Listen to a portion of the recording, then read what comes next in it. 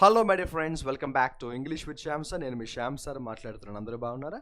Shyam sirs వొకాబులరీలోకి వెళ్ళిపోతున్నాము. జాగ్రత్తగా follow అవ్వండి. Running notes రాసుకుంటూ నేను ఈ క్లాస్లో చెప్పే వర్డ్స్ అండ్ మీనింగ్స్ క్లియర్గా రాసుకోండి. వీడియో చూడడం కంప్లీట్ అయిన తర్వాత మళ్ళీ ఆ వొకాబులరీని ఒకసారి రివిజన్ చేసుకోండి. ఇంకా ఎలా ఉండాలంటే ఈ క్లాస్లో నేను మీకు చెప్పే వర్డ్స్ మీరు గుర్తుపెట్టుకోవాలి.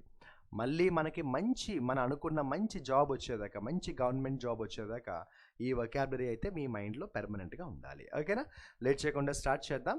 సో ఈరోజు మనం చూస్తున్నాము హిందూ న్యూస్ పేపర్ జూలై 9కి సంబంధించిన హిందూ న్యూస్ పేపర్ ఎడిటోరియల్ కాలంలో ఒక పెద్ద ఆర్టికల్ వచ్చిందమ్మా. ఈ ఆర్టికల్లో కొన్ని వొకాబులరీ ఉన్నాయి. నేను వాటిని ఎక్స్ప్లెయిన్ చేస్తాను, సింపుల్గా ఎక్స్ప్లెయిన్ చేస్తాను. ఓకేనా? సో ఇందులో ఫస్ట్ వొకాబులరీ ఏమొచ్చిందంటే సటిల్. దీన్ని మనం ప్రొనౌన్స్ చేసేటప్పుడు కూడా బి సైలెంట్గానే ఉంటుంది. ఏమంటాము? SUBTLE అంటాం. SUBTLE subtle. సింపుల్గా చెప్పాలంటే సటిల్ అంటే వెరీ గుడ్ అని.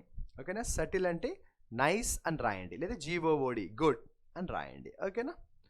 ఇక రోజు ఈ వొకాబులరీ ఎక్కడో అక్కడ మనకి కనిపిస్తూనే ఉంది కదా. ఏంటంటే ఎవిడెంట్, EVIDENT. ఎవిడెంట్ అంటే చాలా స్పష్టంగా, వెరీ క్లియర్లీ. ఎవిడెంట్ అంటే చాలా స్పష్టంగా. ఇక ఒపేక్. సో ఒపేక్ అంటే ఏంటంటే క్లారిటీగా లేకపోవడం, అన్క్లియర్. ఇక్కడ యాంటోనిమ్స్ వచ్చాయి కదా.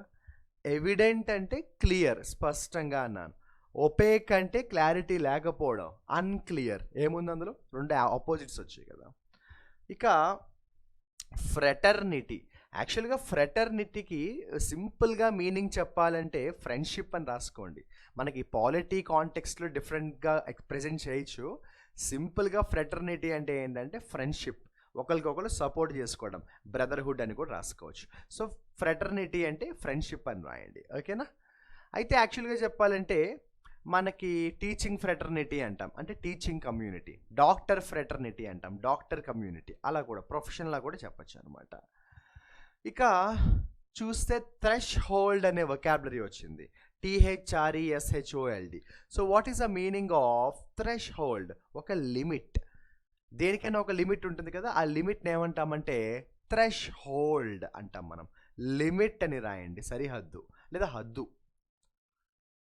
డిస్ఎన్ఫ్రాంచైజింగ్. ఇది మీకు అర్థం అవ్వాలంటే డిస్ తీసేయండి ముందు. ఎన్ఫ్రాంచైజింగ్ అంటే ఏంటో తెలియాలి. ఇది కూడా పాలిటీలో మీరు నేర్చుకుంటారు, ఎందుకంటే బేసికల్గా ఈ ఆర్టికల్ అంతా పాలిటీకి సంబంధించిన ఆర్టికల్. సో ఎన్ఫ్రాంచైజ్ అంటే ఓటు వేసే హక్కు. డిస్ఎన్ఫ్రాంచైజ్ అంటే ఓటు వేసే హక్కుని తొలగించుట. సో డిస్ఎన్ఫ్రాంచైజ్ అంటే ఓటు వేసే హక్కు రిమూవ్ చేయడం. ఓటు వేసే హక్కు రిమూవ్ చేయడం. ఇక తర్వాత predominantly. What is the meaning of predominantly? Predominantly అంటే చాలా వరకు, మోస్ట్లీ, మెయిన్లీ అని కూడా అంటాం. For example Shyam sir's vocabulary అనే మనం చేస్తున్న ఈ ప్రోగ్రామ్ మోస్ట్లీ స్టూడెంట్స్కి చాలా హెల్ప్ అవుతుంది. అంటే ప్రిడామినెంట్ చెప్పాలంటే స్టూడెంట్స్కి హెల్ప్ అవుతుంది, అంతేనా? సో ప్రిడామినెంట్లీ అంటే ఏంటంటే చాలా వరకు, మోస్ట్లీ, మెయిన్లీ అంటాము. ఇది దాదాపు ప్రతిరోజు ఎక్కడో అక్కడ మనం దీని గురించి మాట్లాడుకుంటూనే ఉన్నాం కదా. నిన్నటి క్లాస్లో కూడా మీరు చూసే ఉంటారు ఇది. సో డీమ్డ్ అంటే కన్సిడర్డ్, పరిగణించడం. డీమ్డ్ అంటే పరిగణలోకి తీసుకోవడం, కన్సిడర్. డీమ్ అంటే ఏంటంటే కన్సిడర్.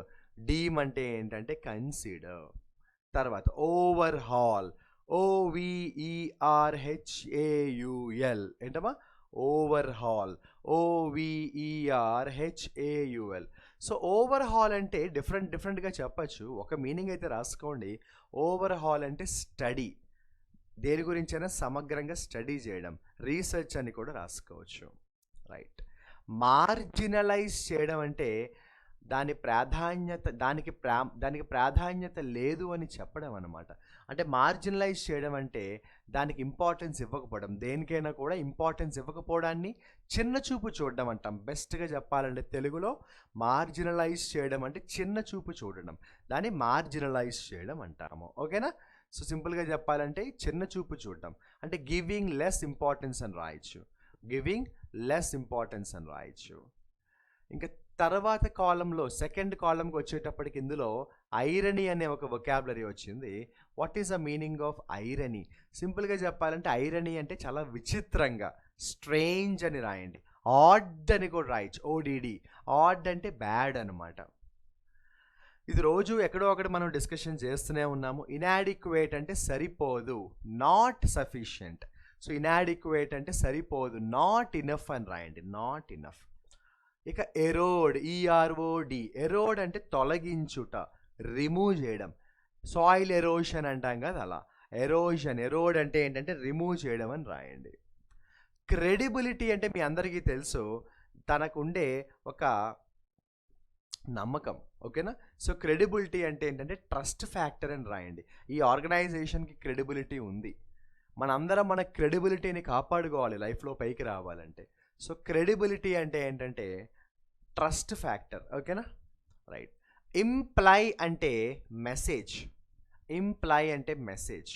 ఇప్పుడు ఈ ఆర్టికల్ మనకి ఒక మెసేజ్ని ఇస్తుంది, ఒక విషయాన్ని చెప్తుంది. సో ఇంప్లై అన్న ఇన్ఫరెన్స్ అన్న ఒకటే, ఇంప్లై అన్న ఇన్ఫరెన్స్ అన్న ఒకటే. ఎంక్రోచ్మెంట్ అంటే పర్మిషన్ లేకుండా మనం ఏదైనా ప్లేస్లోకి వెళ్తే ఎన్క్రోచ్మెంట్ అంటాం. సో ఎంక్రోచ్మెంట్ అంటే రాయండి, ఎంటర్ వితౌట్ పర్మిషన్. పర్మిషన్ లేకుండా మనం ఎందులోకైనా వెళ్ళడాన్ని ఏమంటామంటే ఎంక్రోచ్మెంట్. అంటే ఎంటర్ సమ్వేర్ వితౌట్ పర్మిషన్ అనమాట. ఓకేనా? ఇక మ్యాండేట్ అంటే మీ అందరికీ తెలుసు, కంపల్సరీగా చెయ్యాలి, ఆర్డర్. మ్యాండేట్ అంటే ఆర్డర్, డ్యూటీ అని కూడా రాసుకోవచ్చు. మ్యాండేట్ అంటే డ్యూటీ. ఇక తర్వాత అప్రహెన్షన్ అనే వర్డ్ ఉంది, APPREHENSION. అప్రహెన్షన్ అంటే రెండు రకాల అర్థాలు వస్తాయి. బేసిక్గా ఒక మీనింగ్ రాసుకోండి. అప్రహెన్షన్ అంటే టెన్షన్ అని రాయండి, టెన్షన్ పడడం. ఓకేనా? ఆందోళన చెందడం, టెన్షన్ అని రాయండి. ఓకేనా? ఇక తర్వాత ప్రెసిడెంట్ అంటే ఒక ఉదాహరణ, ఒక example. PRECEDENT. So what is the meaning of the word president? So సింపుల్గా చెప్పాలంటే ప్రెసిడెంట్ అంటే ఒక ఉదాహరణ, ఒక ఎగ్జాంపుల్, ఒక రిఫరెన్స్ అని కూడా అంటాం. ప్రెసిడెంట్ అంటే ఒక రిఫరెన్స్, ఒక ఎగ్జాంపుల్ అంటాం మనం. ఓకేనా? నెక్స్ట్ ఇలా చూసుకుంటూ వెళ్ళండి. ఓవర్ సైట్ అనే ఒక బ్యూటిఫుల్ వర్డ్ అయితే వచ్చింది. ఓవర్ సైట్ అంటే సరిగ్గా చూసుకోకపోవడం అనమాట. ఓకేనా? నేను ఒక ఎగ్జామ్ రాశాను, అందులో నాకు బాగా తెలిసిన ఆన్సరే సరిగ్గా రాయలేదు, ఓవర్ సైట్లో రాంగ్ ఆన్సర్ పెట్టేశాను.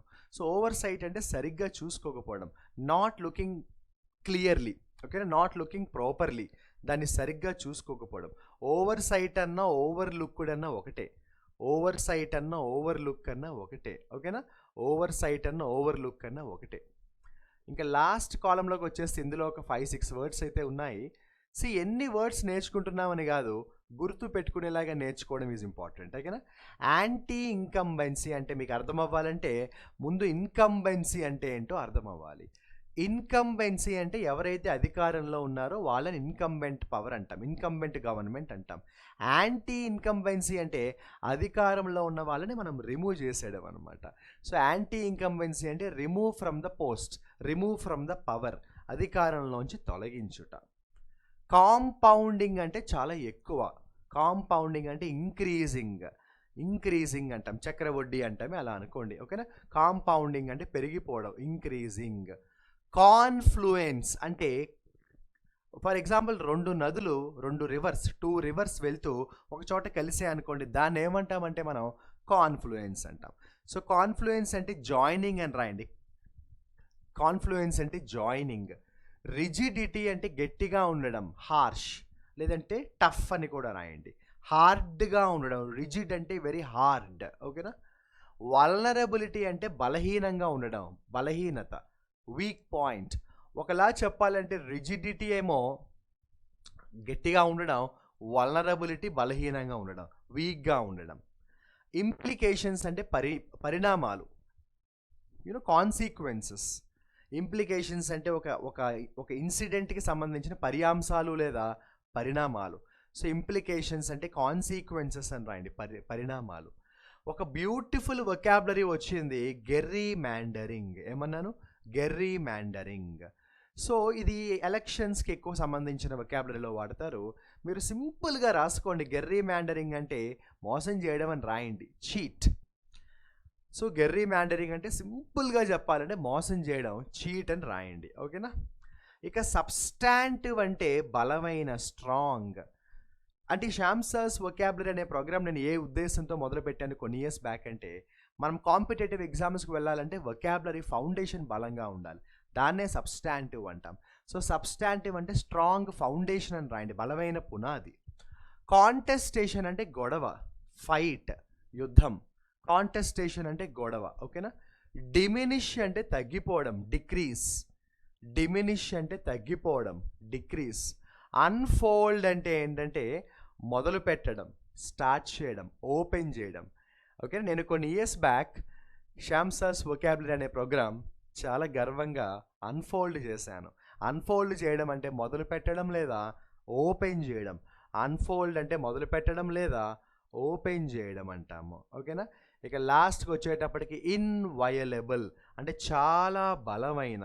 ఇన్వయలబుల్ అంటే చాలా బలమైన, ఇంకా మనం దాన్ని ఏం చేయలేం, దాన్ని మనం టచ్ కూడా చేయలేమన్నమాట. అంటే అంత స్ట్రాంగ్. స్టార్టింగ్లో రొబస్ట్ మనం అంత ముందు కూడా నేర్చుకున్నాం కదా అలా. సో ఇన్వయలబుల్ అంటే చాలా బలం, వెరీ స్ట్రాంగ్, వెరీ రాబస్ట్. ఇన్వయలబుల్ అంటే ఏం రాస్తారు? వెరీ స్ట్రాంగ్, వెరీ రాబస్ట్ అని రాయండి. ఓకేనా.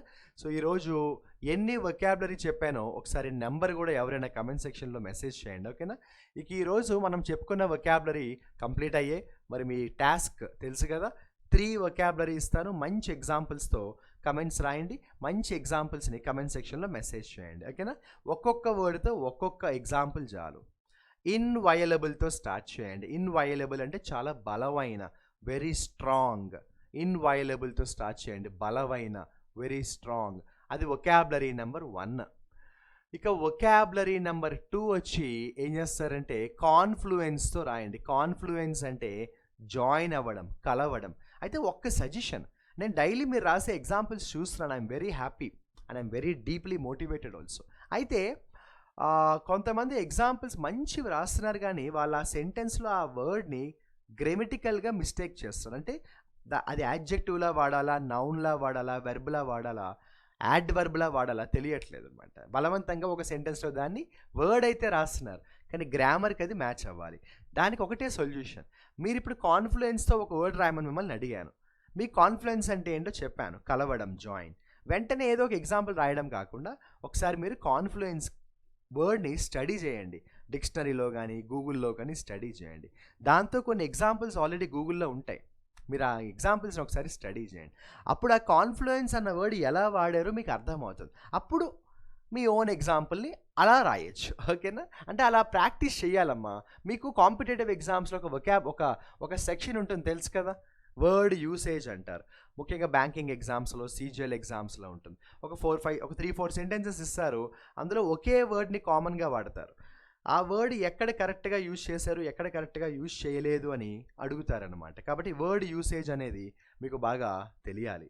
ఓకేనా.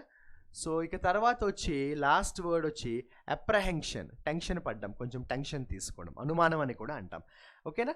ఈ 3 వర్డ్స్తో మంచి మంచి ఎగ్జాంపుల్స్ రాసి కమెంట్ సెక్షన్లో మెసేజ్ చేయండి. గుర్తుపెట్టుకోండి, మీరు రాసే ప్రతి ఎగ్జాంపుల్ని శ్యామ్ సార్ చూస్తున్నారు, చదువుతున్నారు, అది కూడా గుర్తుపెట్టుకోండి. ఇక శ్యామ్ సార్స్ వొకాబులరీకి సంబంధించి మీ ఫీడ్బ్యాక్ని కమెంట్ సెక్షన్లో షేర్ చేసుకోండి.